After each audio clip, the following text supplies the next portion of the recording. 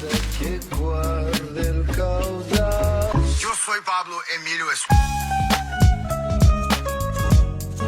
halo. Kali ini ada handphone dari Sony yang cukup langka dan menurut saya keren. Oke, jadi ini adalah Sony Ericsson Vivas yang biasa atau U5i. Handphone ini saya dapetin dari Shopping dengan harga yang cukup murah, yaitu 110.000. Untuk kelengkapannya cuma dapat unit handphonenya dan baterai. Ini tipe baterainya EP500 berkapasitas 1200 mAh. Desain handphone ini menurut saya cakep untuk handphone keluaran 13 tahun lalu. Bentuknya agak melengkung gitu, dan belakangnya mirip-mirip sama kamera digital. Untuk ukurannya compact, bahkan terlihat mini kalau di zaman sekarang. Sony menurut saya dari dulu punya garis desain tersendiri ya. Emang nggak terlalu yang aneh-aneh, tapi keren aja gitu dilihatnya. By the way, ini saya dapet yang varian warna Silver Moon. Di bagian depannya ini ada layar berukuran 3,2 inch. Atasnya ada tulisan Sony Ericsson dan earpiece. Di bawahnya ada tombol call, home, dan hand call. Di sisi kanannya ada tombol pengatur volume, lampu indikator, tombol rekam video, dan shutter kamera. Di sisi bawahnya ada mikrofon dan untuk membuka back cover. Di sisi kirinya ada lubang speaker, lubang micro USB, dan jack audio. Sedangkan di sisi atasnya cuma ada tombol power. Untuk bagian belakangnya ada tulisan HD, ada kamera 8,1 megapiksel dan lampu flash. Terus ada logo dan tulisan Sony Ericsson. Udah agak luntur nih.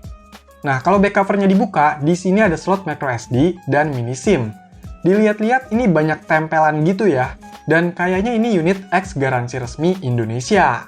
Semoga aja unitnya ini belum dibongkar-bongkar ya. Oke, coba dinyalain, semoga bisa nyala.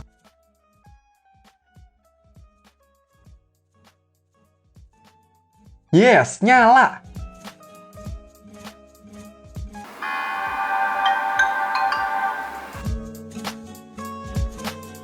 Dan inilah tampilan utamanya. Kalau dilihat-lihat, ini tampilannya mungkin cukup familiar ya. Soalnya handphone ini menggunakan sistem operasi yang lebih populer digunakan oleh handphone Nokia, yaitu OS Symbian. Dan ini yang S60 V5 atau Symbian versi 9.4. Pernah saya bahas ya di handphone Nokia 5230. Tapi untuk tampilannya ini ternyata masih bisa diubah dengan aplikasi bawaan yang bernama SPB Mobile. Ini jadi lebih banyak pilihan untuk tampilannya. Mirip-mirip kayak launcher gitu ya. Dia berjalan di atas sistem atau tampilan aslinya. By the way, untuk sinyal di handphone yang saya beli ini ternyata masih muncul. Nggak kena blok. Jadi aman lah ya, mantap. Navigasi di handphone ini udah pasti lebih banyak di layar. Ini touchscreen tapi masih resistif dan nggak dikasih stylus ya secara bawaannya.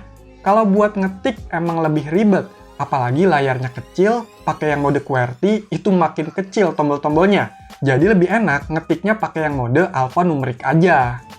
Nah, bagian layar ini nggak tahu kenapa kalau lihat yang jual banyak yang bermasalah. Kayaknya emang agak rawan nih. Itulah kenapa cukup sulit dapetin unit yang layarnya masih normal dan bagus. Apalagi untuk harga yang murah kayak yang saya dapet ini. Untuk memori internalnya ini emang kecil, cuma 75 MB. Dan sisanya tinggal sekitar 36 MB. Jadi emang wajib banget dipakein micro SD. Apalagi kalau suka nyimpen lagu-lagu, foto, atau video. Oh iya, nggak cuma desain bodinya nih yang kelihatan kayak kamera digital. Tapi emang handphone ini juga menonjolkan pada sisi kameranya. Punya kamera 8,1 megapiksel dengan autofocus dan memiliki kemampuan merekam video sampai HD 720p. Saya rasa itu udah bagus ya pada zamannya. Dan berikut ini hasil kameranya.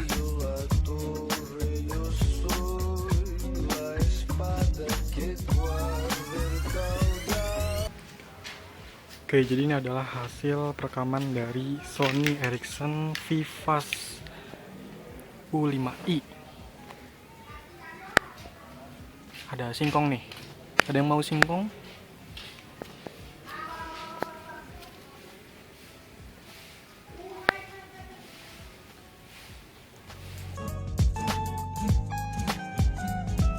Selain kamera, dari segi spek lainnya juga, handphone ini bisa dibilang bagus. Karena menggunakan CPU dengan clock speed 720 MHz dan udah didukung GPU Power VR. Jadi udah bisa nih mainin game-game Symbian yang lumayan berat, atau emang menitik beratkan pada grafik, khususnya 3D.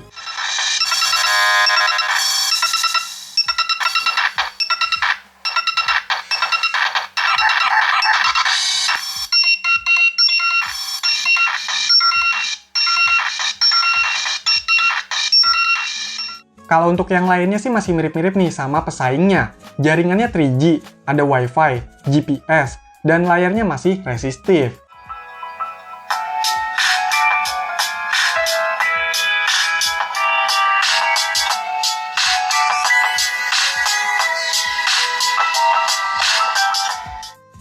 Sony Ericsson Vivas ini dirilis sekitar tahun 2010, dan beberapa bulan kemudian rilis juga versi Pro-nya, yang punya tambahan keypad QWERTY slide. Bisa dibilang seri Vivas ini merupakan handphone Sony Ericsson terakhir yang menggunakan OS Symbian, sebelum beralih menggunakan OS Android. Untuk handphone Sony yang menggunakan S60V5 ada juga seri lainnya, yaitu Satio, di mana udah dirilis duluan sebelum seri Vivas.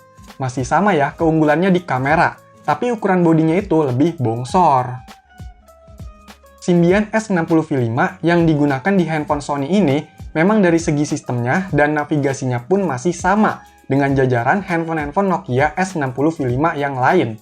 Jadi nggak begitu beda banget ya kayak Symbian UIQ yang pernah saya bahas. Ya paling perbedaannya ada di tampilan, icon-iconnya, atau ada aplikasi bawaan tambahan. Kalau untuk pengaturan dan sebagainya itu menurut saya masih sama. Walaupun dari sistemnya itu masih sama, tapi untuk ngehack handphonenya itu ternyata nggak sama mudahnya kayak di handphone Nokia, khususnya untuk sekarang ya.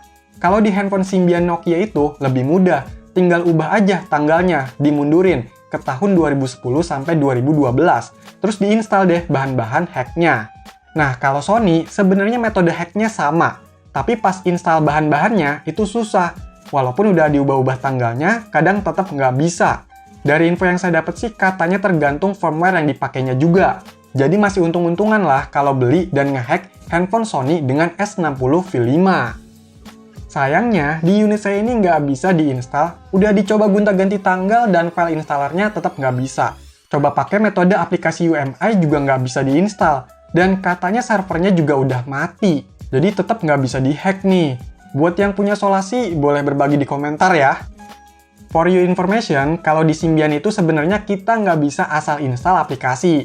Jadi hanya aplikasi yang sertifikatnya masih berlaku atau sign yang bisa diinstal. Menurut saya, untuk handphone Symbian S60V5 dari Sony itu lebih enak kalau buat main game yang berat-berat dengan grafik yang lebih baik. Karena udah ada GPU-nya. Terus nggak pasaran juga nih, jadi bagus buat dikoleksi. Cuma ya, handphone yang berbasis OS Symbian memang udah nggak dikembangkan dan udah terbatas banget kemampuannya untuk sekarang. Tapi buat yang pengen nostalgia atau pengen ngerasain yang dulu belum kesampaian atau buat bahan koleksi, ya masih oke lah. Apalagi untuk handphone Symbian yang nggak umum, misalnya yang bentuknya aneh-aneh atau dari merek selain Nokia. Biasanya punya ciri khas masing-masing. Ada yang masih punya handphone Symbian? Coba sebutin tipenya di komentar ya. Oke, jadi itulah handphone Symbian S60V5 Sony Ericsson Vivas. Silahkan dikomentarin, like, share, dan subscribe channel ini. Terima kasih.